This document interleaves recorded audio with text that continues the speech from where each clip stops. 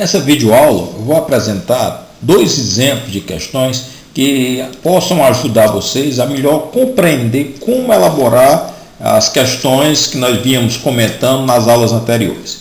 Então eu vou trabalhar com dois exemplos, mas inicialmente eu vou apresentar um modelo das partes que deve ter uma questão.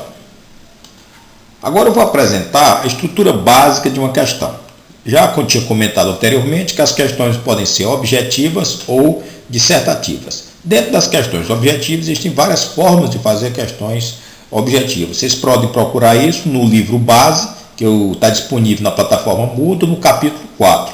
E também os modelos de questões dissertativas. Mas a estrutura básica de uma questão é composta por um texto base, que é exatamente o motivador que institui a situação problema para que o estudante possa realmente compreender o contexto, tá certo? E como eu descrevi nesse slide, motiva ou compõe a situação problema apresentada no item. Textos verbais, imagens. O texto básico pode ser composto também por imagens, gráficos, tabelas, tirinhas, charts. Isso é o que nós chamamos de texto base, exatamente o estimulador, a situação de contextualização para o estudante realmente pensar sobre a situação problema.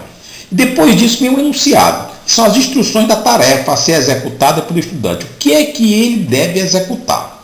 E as alternativas, que exatamente são as possibilidades de resposta ou as situações que vocês querem que ele apresente. É fundamental que esteja explícito os critérios. O critério é como o estudante deve executar aquela atividade. Então, quando nas questões dissertativas, os critérios são fundamentais, porque o critério tanto ajuda o estudante a executar a tarefa proposta, como ao professor a corrigir o que foi solicitado. Vou apresentar posteriormente um exemplo de uma questão dissertativa em que eu vou dar ênfase nos critérios, exatamente o que o professor vai utilizar para corrigir essa questão e o aluno deve utilizar para direcionar a execução da sua resposta.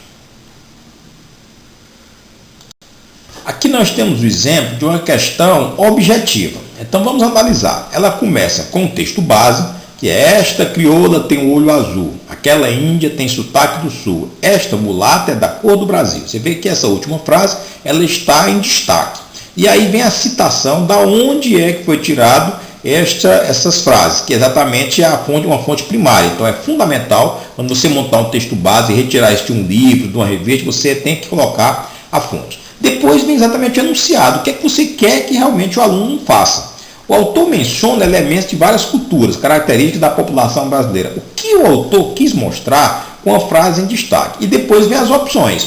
Essas opções, você está percebendo que elas, a primeira, o item A, é maior do que os outros. Então ele vem seguindo uma espécie de uma pirâmide decrescente. Isso é fundamental. Eu tinha comentado anteriormente que a gente chama de paralelismo. Quer dizer, ou são todos do mesmo tamanho, ou são a primeira maior e depois vai entrando no processo decrescente, ou a primeira é menor e começa um processo crescente. Isso dificulta para o aluno escolher aquela que fica em destaque como a maior. Então, se você bota 3 do mesmo tamanho e uma bem maior, aquilo torna a que está maior em destaque. Isso pode orientar a decisão do aluno e fazer com que ele acerte sem ele conhecer realmente o assunto.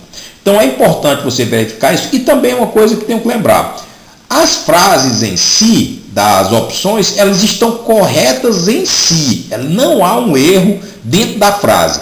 O que você tem é uma frase somente que é correta em relação à situação problema. Mas se você pegar as frases, você lê as frases isoladas do texto base, isoladas do enunciado, elas são frases corretas em relação à cultura brasileira. Agora, só uma está correta em relação à situação problema. E, repetindo novamente, só deve ter uma opção correta e a opção verdadeira. Não se pede a opção falsa. Aqui nós temos um exemplo de uma questão dissertativa, que é composta de um texto base. Esse texto base é formado por um texto escrito e por uma imagem. E depois o enunciado, que é exatamente o que o professor espera que o aluno execute para realizar o cumprimento da situação problema. Então ele tem um texto que fala que são capitais diretárias, tem um mapa que demonstra, o mapa do Brasil que demonstra quais eram as capitais diretárias, e depois tem duas perguntas que o aluno deve executar. É importante na hora que o professor estiver elaborando uma questão dissertativa ou mesmo objetiva, que ele deixe claro quais são os critérios para corrigir. Aqui no caso, quando ele diz assim no item A, explique a vantagem que o sistema de carteiras hereditárias oferecia ao governo português, então explique a vantagem é exatamente o critério. O aluno tem que explicar a vantagem. Então ele não é só dizer qual era a vantagem, ele tem que explicar por que o que ele vai afirmar era vantajoso para o governo de Portugal. Então este é o critério. Se o aluno só citar, tá certo? Era lucrativo, tá? Mas por que ele era lucrativo? Ele tem que dizer por que era lucrativo. Quando ele diz explique a vantagem, tem dois pedidos aí. É dizer a vantagem e explicar por que isso era vantajoso.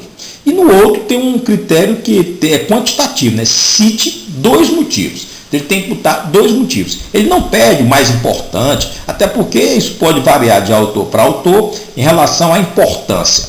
Né? Se o professor estiver trabalhando com vários livros na mesma turma, e isso é possível, trabalhar com vários livros com o mesmo grupo de alunos, ou com diferentes livros, né? Com o mesmo grupo de alunos, e os autores desses livros, diferentes livros, podem divergir entre si.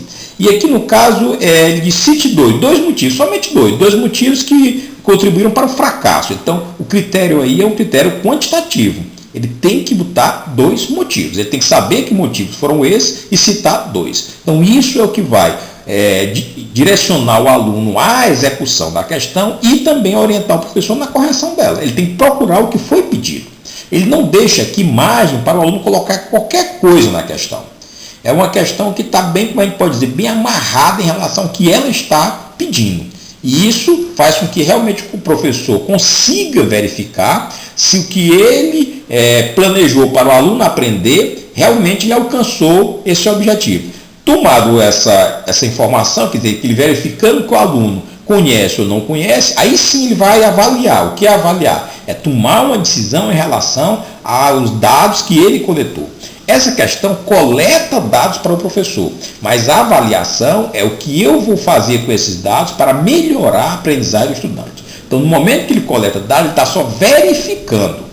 O ato de avaliar é, depois de verificar se ele sabe ou não sabe, o que eu vou fazer para melhorar a aprendizagem. Aí sim, ele completa o ato fazendo o processo, nós vamos chamar de processo avaliativo.